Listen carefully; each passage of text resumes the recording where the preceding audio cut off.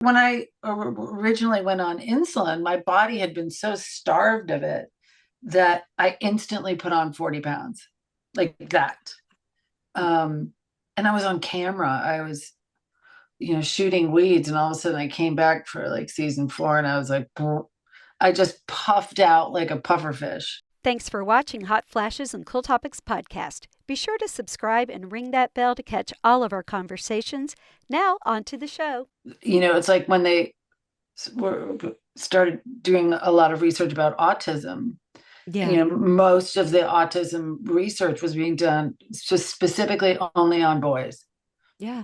And it took them years and years and years and to start seeing the difference of how autism presents itself in a girl. And like, why? Like, what? All right. All the research on men until the 90s. Even testing was done on men for every until Yeah. 1992, I think, Bridget. Something like 92, 93. Yeah. It's insane. And it's unacceptable. And when it comes to completely autism, that's why so many young women are not diagnosed until they're it's like in their probably past puberty and everything. I mean, even later in life. Yes, it's much past. Yeah. A lot, and even at my self-diagnosed. age. Yeah. Oh, right, yeah. Exactly. Oh, yeah. Yeah. Exactly. Starting to see it. And it's having these conversations and making people feel comfortable. And then it's other humans that come out and say stuff that just is untrue and defamatory. And it's just, you want to just say, please don't pull it back into the dark ages, whatever the topic is. Please. Just don't talk. And what's happening to healthcare right now? I'm not even going to go there because that's a whole messy situation. But, I'm turning 65 in November. So I'm about to enter into, Medicare. And I'm going, oh God, as a type 1 diabetic, because the costs alone of my equipment and my insulin and my glucose monitor and the pen and the this and the that is, without proper health insurance, I'm screwed, and there's no reason for a life-saving drug that I can't live without. It was the one for me, not the one great, but when Biden capped it at 25, there was just these resounding applause from the diabetic community. And I just don't know what I'll do if it is scary. My insulin without insurance for a 30-day supply is $2,700. Oh my gosh. And that's for one insulin, and I actually take 2 of them. And then you think of people that are just trying to get by. What's happening to them? Yeah, they're rationing their insulin. They're rationing, and some are dying because of it. Mm-hmm. It's such a scary time. It is. And then you go to Canada and they're like, here, have your insulin. Free insulin for everybody. Yeah. It's a human decency thing. I mean, it gets down to it's a human decency thing. Yeah. Just in all aspects of it. I mean, well, I'm a firm believer that tampons and diapers should be free. Oh yeah. Yeah. Yes. When I saw that in the Austin airport where you didn't have to pay the machine to get a tampon. Really? Yeah. Yay. And they should be free and definitely tax free. Totally. Or deductible. How about deductible? And diapers are so expensive. They're so expensive. It's ridiculous. Yeah. It's ridiculous. And I did try and do cloth for years. Did try, and it smelled so bad. No. Oh, I had that diaper pail. Oh my God. Bridget, I don't see that. I did try it when Maggie was a baby. I tried it. Yeah.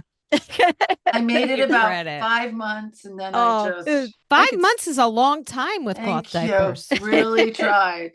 Kudos to you, because it was nasty. No. Oh my God, we all tried. We all tried. Well, no, Pampers for me. It went right to it would, yes, yeah. But there's no reason that they're that expensive. Yeah, it's come on. It's I know. paper product. It's, and if it was a man, if a man was experiencing this, it would be free. It They would mail it to you. free. Free. It's funny. We had Dr. Kelly Casperson's a urologist on, and we were talking about, remember when she said, what would they say to a man? Could you imagine saying to a man, if I can't remember, like if he had ED, if he had ED, oh, go do these yoga poses. Right. Maybe are you stressed? Are you stressed? Have you tried turmeric or cumin? Yes. Right. And here's some essential oils for you you really ED. I tell you, if you just lost 20 pounds. Yeah. Right. Exactly. Everything is about exercise weight. a little bit more. and weight loss. That's it. Will cure everything. Oh my goodness. Oh my God. Right after the insecurity for most women. Talk about your weight. And then I had my gynecologist appointment this morning. I used to step on the scales backwards because I just didn't want to be upset when I went, but they're very good. This place is really good about everything and very open to everything. I haven't owned a scale in 40 years. Yeah. I'm not a scale owner. But I will take the shoes off when I go and I'll schedule a morning appointment. Just I'm not completely naked. Pardon me, everybody. Yes. I go by clothes. If the clothes are getting that's tight, why I've got this on and linen pants. So But also as a woman, I mean, our bodies change weekly. Mm-hmm. Weekly. Oh yeah. And when I originally went on insulin, my body had been so starved of it that I instantly put on 40 pounds like that. And I was on camera. I was, shooting weeds, and all of a sudden I came back for like season 4, and I was like, I just puffed out like a puffer fish because my body had been so starved of it that it just held it. And insulin is a fat storing hormone.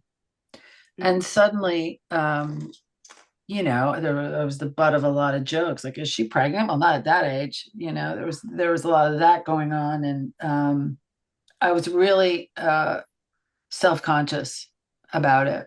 But I also knew that this drug was saving my life.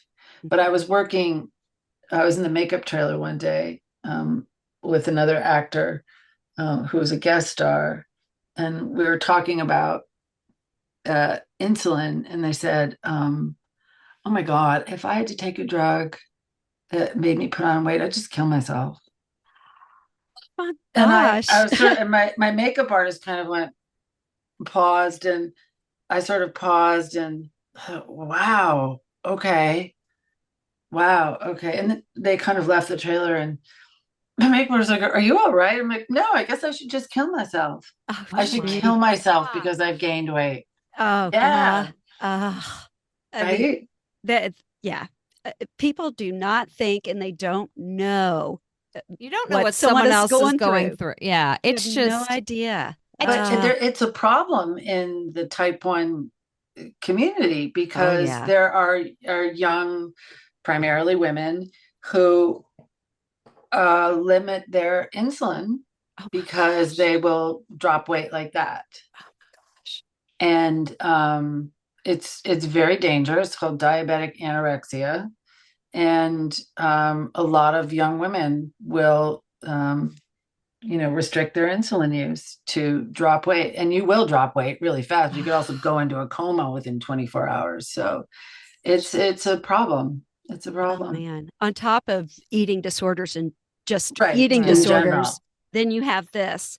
Yeah. There is so I mean, I was hoping that was getting better, but I can still see that it's bad. I mean, social media, you see, and now you add the GLP-1s and all that stuff. And it's right. And then there's that. Yes. Then there's that. And it's so scary what you just see when people share the comments that people say about them or send them ugly DMs and things like that. And you're thinking, I could not have been a young actor in this environment. I wouldn't have had the strength to do it. That's what I wanted to ask you about. Like, you started your career before social media really exploded, and you're still very active in acting, but now you're seeing the younger generation that has to really expose every aspect of their life. How different is that for you to see them when you kind of could lead a private life and have a professional career? Well, I think it's ultimately, especially for an actor, I'm not sure about a musician or an influencer or but for an actor, it's it's better to have sort of a mystique about your personal life. It's almost like if an audience knows you too well, they're not able to lose themselves in your character that you're playing. So there's kind of that fine line. And a lot of actors now are just famous people. They're not necessarily actors. So that's brand new.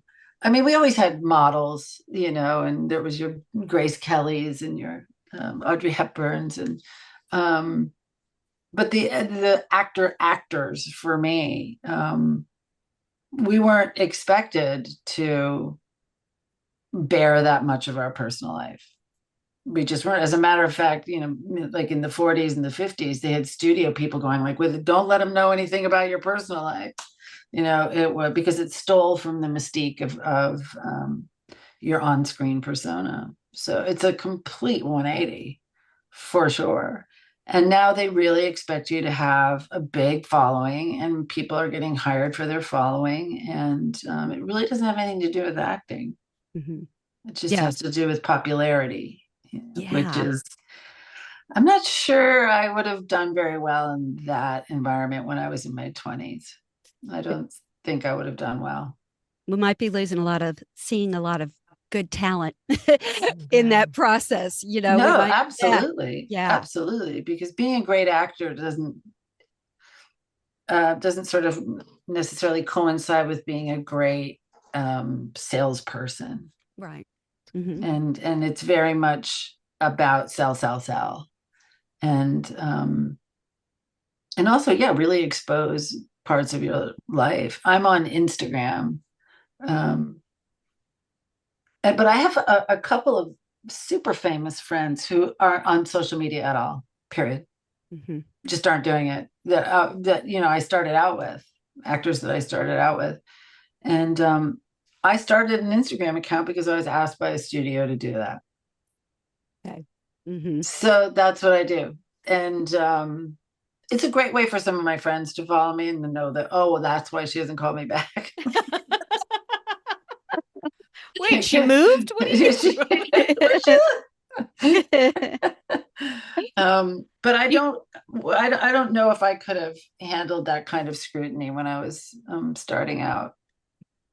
I mean, it's like they show pictures of everyone at a restaurant. Did you eat too many, do you eat too much pasta tonight because you might be pregnant, or right. Who are you dating? And exactly. So intrusive. Well, the commenting.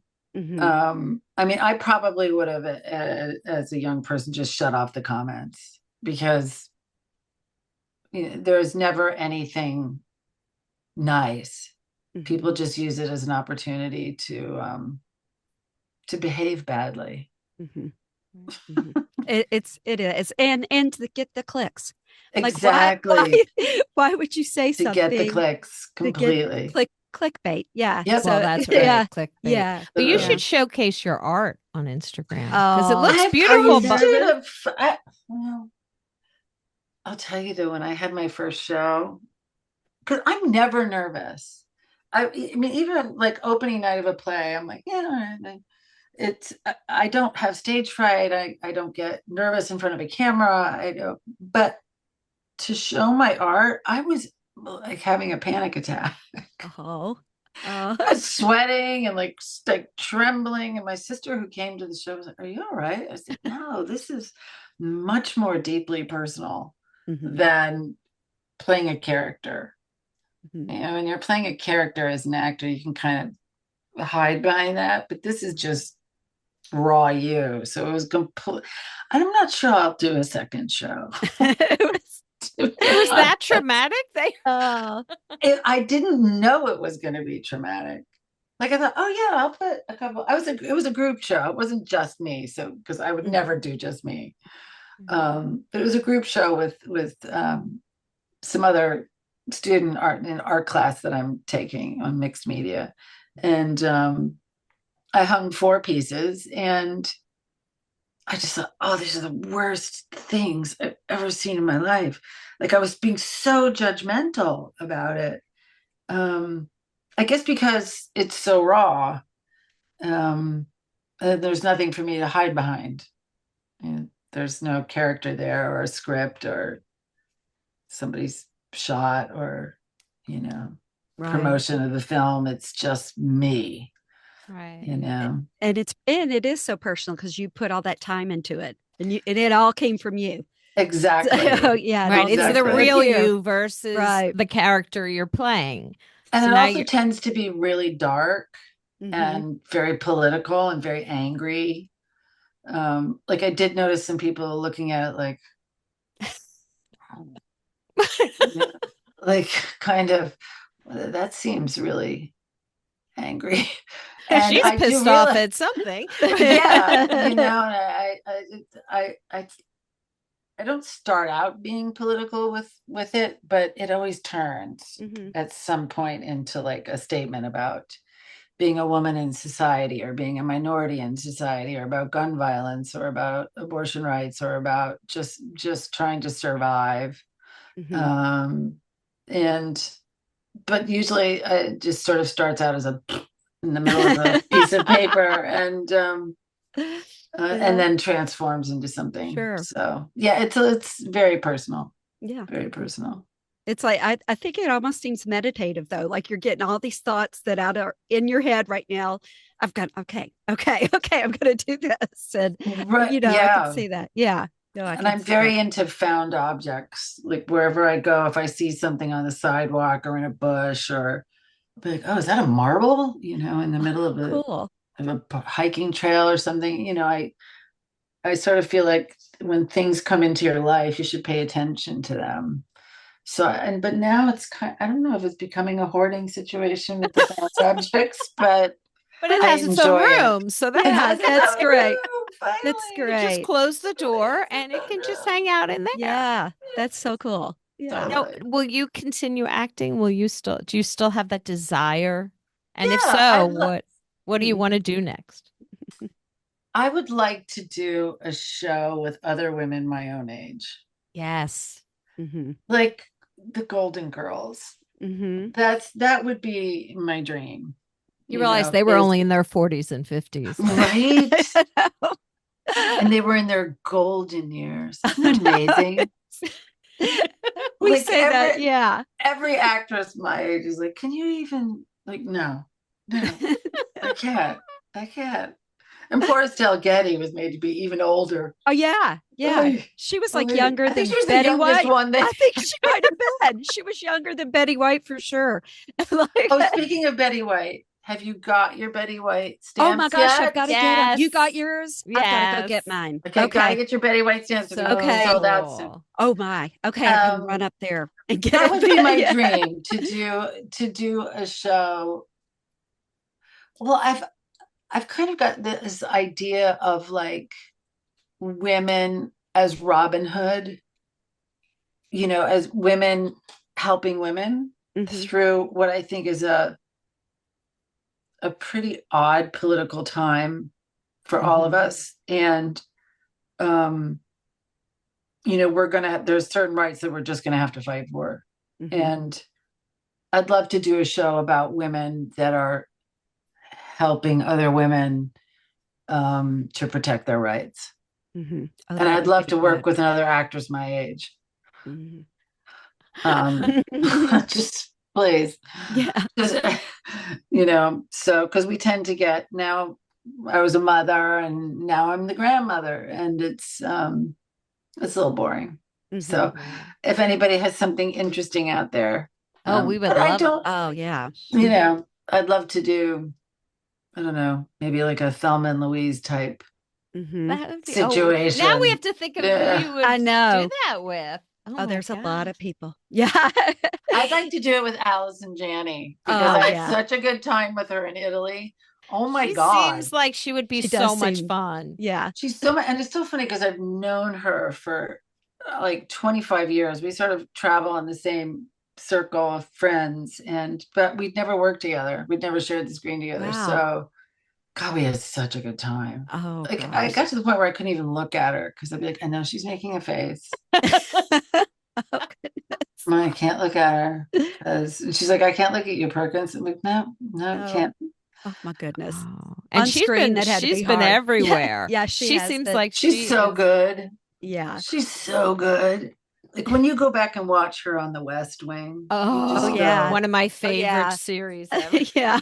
she was so good on that show and so committed and so just boom. Mhm. And she's consistently fascinating as an actress.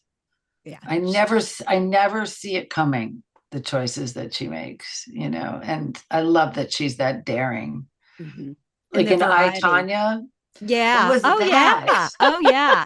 It's like That was nuts. yeah. In You- my head, I was when you thinking of The Help. forget, But yeah, I'm like, oh yeah, I Tanya, that was crazy. Yeah. And in the movie Juno, Oh is yeah, this Alice and Janney? Oh my the God. Weinereimers. I am gonna Yeah. have Weinereimers. Right. Yes. Yeah, Oh always surprising and always fascinating. but well, that could be the same for you. You for, have I was played gonna some say Thank that. you. Yeah. really I mean, The Good Doctor is one of my favorite. Oh, thank I you. Thank loved The you. Good Doctor, and I think I would love to see that today if they could do Right. the show again, because I think it's especially for women, like you were saying, What women's what's the health. good doctor? Oh, is that That's the one with the doctor with cancer? yes, It's that was Oh, like it's one of called your The early Doctor. roles. the doctor. Yes. The The Doctor. doctor. Oh, I'm The sorry. doctor. With William Hurt. Yes. Let me try yes. that again. The No, Doctor. no. The doctor. I thought there's a, yeah, you know what? The There Good might have been Doctor is a TV show. It's a That's TV right. show. But The Okay. Doctor was A good TV show just too. Mm-hmm. The Oh Doctor Thank was yeah. you. Yeah. so. Yeah. I would Mhm. love to see that today in Yeah, a me time too. where women's health, and so maybe it's a female Ooh. doctor Mm-hmm. or a male Yes. doctor that has to do a gynecologist. Yep. Yeah. Yep. But I you enjoyed know, that. Yeah, that was it a great experience. does. Yeah. Some of your roles I remember about last night because I was a teacher. I used to be a teacher. Oh, so you get it. I get it. And when you have to, the little girls asking you the questions, are you a virgin? And I'm like, oh, that's so No. real. That's so Yes. real. Yes. Do you have a vagina? And you go, oh, okay. Okay. Oh, they will. I have had things said to me. I taught kindergarten mostly, first, second grade. Wow. I've had You've heard things it all, that right? Of course you I've have. had to write letters Great to, age. Great yeah, age. tell parents, hey, your child heard this today, not from me. Heard this Another today. student. They had this experience today, and Yes. it involved a genital, and Yeah, yeah. yeah, oh yeah. And then my sister, one of my sisters said, I told her we were interviewing you, and she said, oh my gosh, one of my favorite lines in Weeds is when Celia is like kidnapped and her daughters, we're going to get $100,000. Oh, honey, you can't buy a house for $100,000. Yeah, I had some zingers on that show. Oh, it's so good. And people sort of naturally assumed, or if they didn't know me from my earlier work, that I was kind of like that person. And I remember thinking to myself, who is like that person? There's no person. This is the angriest woman you're ever going to see. She will kill you. She will kill you. And I loved playing I her. was going to say that had to be fun. That had to be so fun. I got to the point with poor Andy Milder, who was playing my husband. There was a scene where I like tie him to a wheelchair and like beat him up. And I said to him, I'm really sorry. I don't feel this way about you personally at all. I'm playing a character and I'm sorry I'm so mean. But I actually, speaking of that character, I really struggled with how she was treating her daughter. Yeah. Mm-hmm. Yeah, that was, I had a lot of conversations with Allie Grant, who played my daughter, and her mother, who was on the set. Because Allie was only 12 when we were shooting that, and I was calling her fat. Mm-hmm. And I would repeatedly say to her, this is not about you. This is about how screwed up I am. So when I say these things to you, they're not true. It's just I'm projecting my own self-hatred onto you. And her mother and I spent a lot of time making this very clear to her. Right. Because that was difficult for me to navigate, because it's so antithetical to who I am. You know. But do you find now that you have more of a voice when you're taking on roles for something like that, where you say that's just not something I'm comfortable saying? Yes. Yes. Absolutely. Absolutely. But it's a fine line being a woman in any industry. Right. You always have to kind of navigate ego, or navigate well, there's that old adage of, a woman's a bitch and a man has strength. And right. So you always have to sort of temper things that you say with, I'm having a really good time, but and you always have to be aware of who you're talking to, and how to get what you want. Right. And I'm pretty clear without being a bitch. Yes. Yes. Right? Yes. If we have to navigate that. It's so in every profession. It is. Every profession. Yep. Yeah. You're just, if you step out and voice your own concern in any way that seems forceful, right, you're a bitch. Exactly. Right. So I always know that when I have to do that first I have to compliment and then present my issue. It's like the Oreo I've method. been doing that since I was 22, so hey, it works. I know how to do it. I know. It can be frustrating, but you're like, okay, like I said, it's like the Oreo method. It's the sweet, and then the filling, and then and I swear only women know this. Only women know this. Yeah. It's so funny. Yes. My husband he retired, and now he gets to see TV during the day sometimes. And so he'll turn to one channel and it'll be a news channel. And they're arguing. And he said, okay, I'm going to turn to sports because I'm sick of hearing this. And they're arguing. And he finally recognized it. He said, oh my. And they're just yelling. There's men yelling here and there's men yelling there. And I thought, and I'm like, you've retired and you see this now. Finally. Right. Yeah. Exactly. It was funny how he brought that up, but it is true, and how you have to work around that. It's, yeah. I have to ask this because in doing research, I did not know that Robert De Niro was supposed to play the big character. Yeah, I was cast opposite him. That was how does that even happen? Very, very odd. Yeah, when I initially auditioned for the movie, it was in the room with Robert De Niro. And so I was looking at the movie as something completely different. I can't even imagine it. Yeah. And then he kind of dropped out, and Penny Marshall called me and said, but I still want you to do it. And I said, oh, okay, yeah, great. I was thrilled. And then then it was Harrison Ford. Oh my God. And I thought, oh, am I might be too young. I thought I was too young with Robert De Niro. So, but then it was Tom Hanks. I was like, oh, this is perfect. This is the best casting ever. You're right. It was the best casting ever. Oh, he was absolutely 100% perfect, and adored him and adored working with him. But it definitely was Robert De Niro, and like you immediately. Back then, I'm gonna be like, "Oh, Taxi." Yeah. You looking at me? And it just seemed like it would be darker. Dark. It was dark and kind of morbid and scary, and him alone in a hotel room, and there's shots being fired. He certainly wouldn't have eaten an Oreo cookie like that. That's what made Tom's performance so incredible. He came up with stuff that you would never have predicted. The eating of the baby corn. Yes. There's a moment where he's got a cherry from a sundae. He's going like that, and you're like, this is just. He just embodied being a child. Yeah. So there was a lot of improvising, I guess. Yeah. The limo. getting in the limo and trying all the locks. Exactly. Like, and that was all him, you know. Oh, It was, my well, God. I have to give the screenwriters a bunch of credit, and of course Penny Marshall, who was brilliant. It was just a great collaboration, for sure. Oh. And I think it's a classic movie, and I'm just really honored to be a part of it.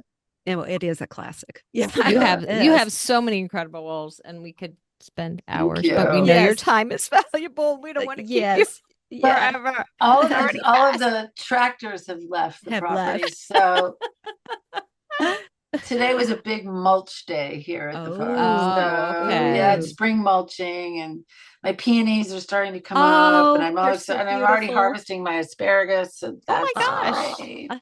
You all get I have a sister that has a flower farm in Kentucky. Oh, that's and it's awesome. peony season right now. Yeah. Somebody in Indiana ordered 500 peonies from her. So she has to get, they're having, great. They're so beautiful. Yeah, I planted a bunch. So goodness. Yeah. And my lilacs are blooming right now. That must be going. Oh, smells so good. You need to post pictures of that on your Instagram. Oh, that would be cool. But then I'm like, no, but I don't want people to know where you live. They'll go looking for it. They'll go drive by my house. I'm like, I think that's why a lot of people come to where we live, because there's a lot of land you can buy, and you can Leapers Fork. You can have a really long driveway, and nobody's gonna know. So I've heard of Franklin. I know where it is. Yeah. It's nice there. It's beautiful. We have kind of this unspoken rule that when someone walks in, you know that's a celebrity, you just don't acknowledge. You don't. Right. You let them be people. That's not Nicole Kidman. No, she used to come to our neighborhood.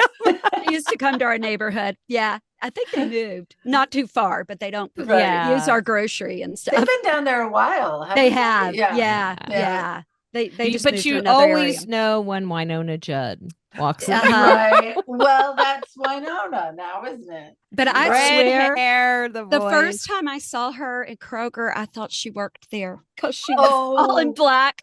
And she had on all black, and she was moving real fast. And I'm like, I've seen her before. I guess she works here. I think that's where I've seen her before. Sure she'd appreciate it. I didn't ask her where anything was. I didn't say on the shoulder and say, which aisle is the toilet paper on?